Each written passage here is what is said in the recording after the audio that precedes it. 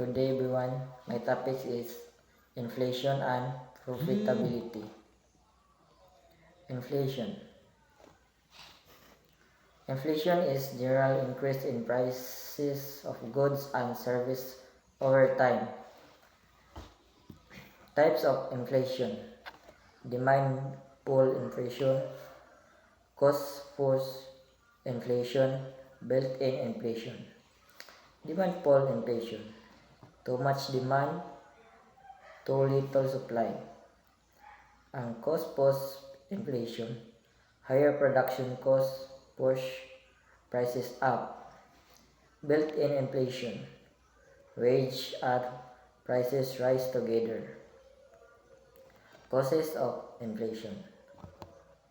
Increase in money supply, rising production costs, higher demand for goods and services, currency depreciation, government spending.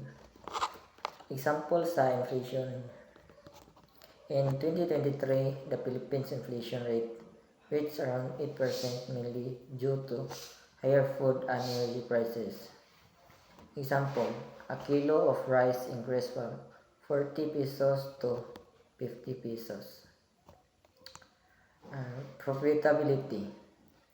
Profitability is measure of how efficiently a company generates profit from its resources. It shows the company's ability to make from money after all expenses are paid. Types of profitability. Gross profit, operating profit, net profit. Ang gross profit, revenue, cost of goods sold, operating profit, gross profit, operating expenses, net profit, all revenue, all expenses including taxes and interest. Why profitability matters?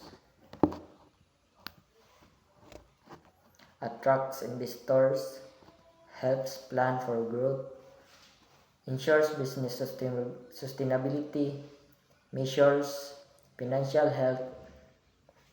Conclusion. Profitability reflects how well a business turns its activities into income. Improving profitability ensures long-term success and competitiveness. That's all.